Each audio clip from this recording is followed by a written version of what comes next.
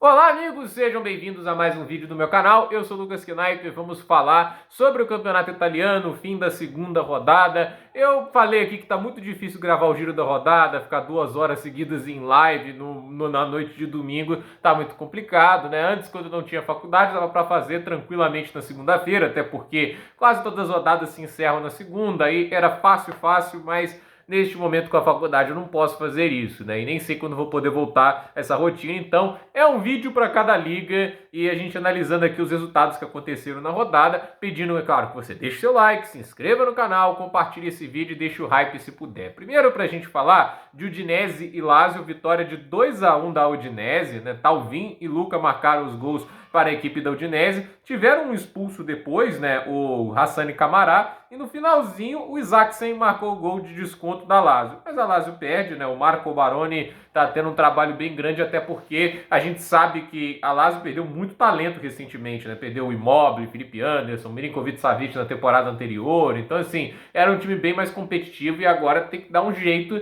de se manter próximo da parte de cima da tabela. E uma derrota para o Udinese, que nesses últimos anos vem sendo uma equipe bem ali meio de tabela, às vezes até mais para baixo, não é um bom sinal. Mas sabe o que é um sinal pior? Perder para o Parma. E o Milan começa mal o campeonato com o Paulo Fonseca. E assim, a gente sabe que não é uma situação tranquila para o Milan, mas eu falei, né, tipo, essa questão de troca de técnico, eu falei que se era para trocar o Stefano Pioli, garanta que vai trazer um nome melhor, porque muita gente criticando o Pioli, etc, mas ele não é ruim.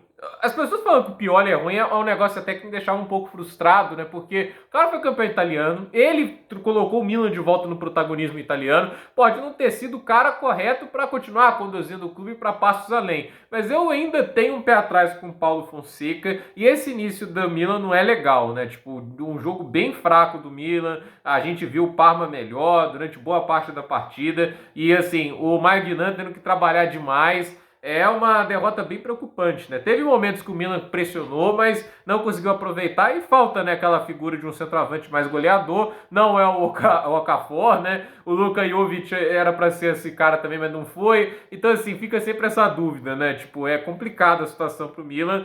E, assim, derrota de 2-1, começando o campeonato italiano com um empate e 2 derrotas, não é o ideal. O Genoa ganhou do Monza por 1-0. O Pinamonti marcou o gol do Genoa. Teve que aguentar a pressão do Monza no segundo tempo, mas fez muito bem. Então, assim, aproveitou a chance, venceu a partida. Boa vitória para o Genoa. A gente teve o Inter de Milão vencendo o Lecce por 2-0, gols de Darmian e um de pênalti de Salihanoglu, né? Salihanoglu, que é um jogador que tem tido grande impacto para a equipe, o meio-campista criativo, excelente finalizador de fora da área, também tem bons passes, foi uma baita contratação. A Inter de Milão ainda dá show em contratações a custo zero, né? E assim, o time é muito forte e contou mais uma vez com uma boa atuação do Sommer, que fez boas defesas. O goleiro é bom, o trio de zaga é bom, os alas são bons, o meio-campo é excelente, o ataque é muito bom também. A Inter de Milão, para mim, ainda é favorita ao título italiano, né? E o trabalho do Simone Inzaghi também é muito bom. Fiorentina e Veneza ficaram apenas no 0-0, um jogo que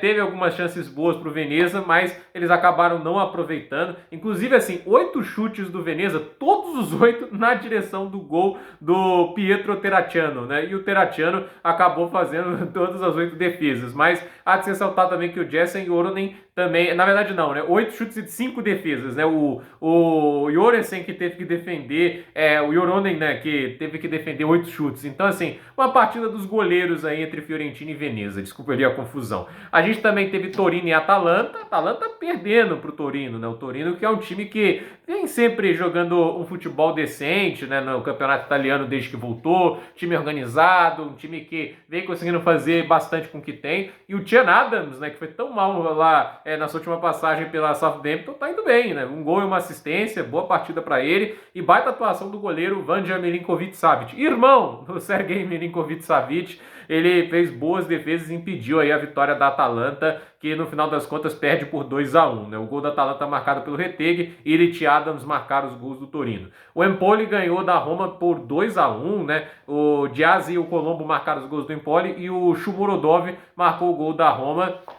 Atuação bem decepcionante. Olha que o Dybala voltou criando boas chances, teve ali um belíssimo passe para virar gol, mas não foi aproveitado. atuação bem fraca, né, do Matias Sully. É um time que foi até numa formação diferente, interessante, né, um 4-3-2-1, o Daniele De Rossi explorando alternativas, mas acabou que não funcionou, né? A Roma acabou perdendo para o Empoli, também não é um grande início de campeonato para a Roma, né? O Daniele De Rossi teve aquele super impacto inicial pós o trabalho do José Mourinho, mas agora quem tem que começar a temporada é uma nova expectativa, pressão diferente, né?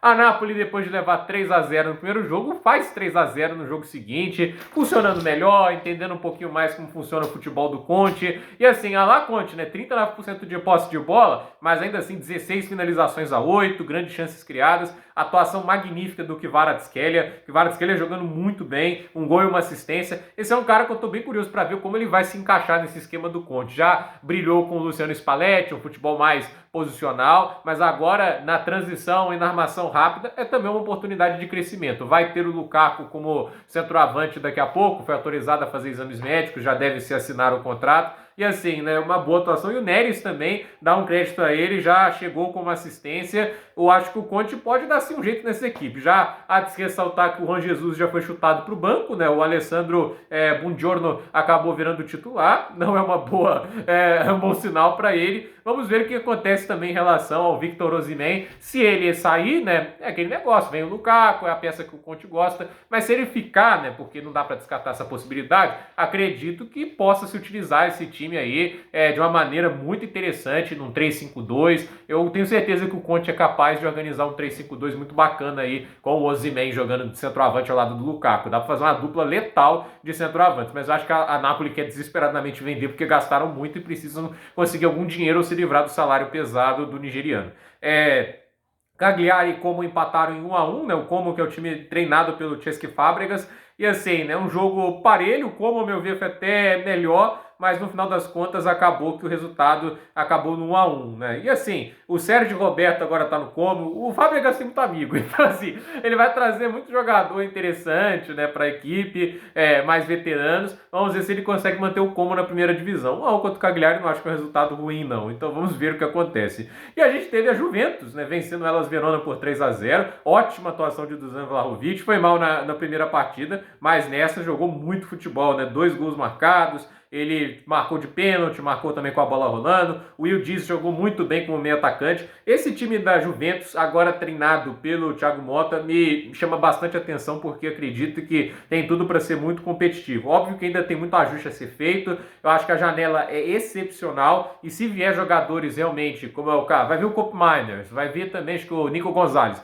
Se vier um Sancho também, acho que tem chance de melhorar ainda mais esse ataque. Eu acho que esse time tem muito potencial, esse time da Juventus. Então, assim, 3-0, venceu fácil elas Verona. E é um futebol diferente do que a gente via com o Mascherano Allegri, sem aqueles blocos baixos, um time mais aguerrido, ofensivo. Tô achando bem interessante essa ideia. Acho que a gente pode ver uma Juventus muito mais legal nessa temporada. E assim, teve esses jogos. Já citando a próxima rodada, antes de citar, vou encerrar com a classificação e destaques individuais do campeonato. Próxima rodada, Venezia e Torino, Inter de Milão e Atalanta, Bolonha e Empoli, Lecce e Cagliari, Lazio e Milan, Napoli e Parma, Fiorentina e Monza, Genoa e Hellas Verona, Juventus e Roma e Udinese e Como. Então, vamos ver aí como é que saem esses resultados. Classificação, a única equipe invicta, a Juventus de Thiago Motta, 6 gols marcados, nenhum sofrido, 2 vitórias em 2 jogos. É a líder do campeonato italiano, a Inter de Milão em segunda. Assim, com 4 pontos temos Inter, Torino, Genoa, Parma, Udinese e Empoli. Com 3 pontos a gente tem Empoli, Atalanta, Lazio, Verona e Napoli. Com 2 pontos, Fiorentina e Cagliari. Com 1 ponto, Milan, Roma, Monza, Venezia e Bolonha. E o Como e o Lecce é o único zerado. Ao contrário da Juventus, né? 2 jogos, 2 derrotas, nenhum gol marcado, 6 sofridos, né? E assim, artilharia do campeonato, a gente tem o Matteo Retegui com 3 gols, Marcos Thuram e Dennis Mann com 2, né? E nas assistências a gente tem muitos jogadores com 2, e aqui os que aparecem são o Samuel Mambagula, o Kenan Indiz e também o Darko Lazovic, né? São os assistentes principais do campeonato italiano. Gente, por esse vídeo é isso, dúvida nos comentários, deixe seu like, se inscreva no canal, compartilhe esse vídeo e vamos aí, tomara que semana que vem seguir com esse resumo da rodada do campeonato italiano. Por esse vídeo é isso, gente, até a próxima, pessoal!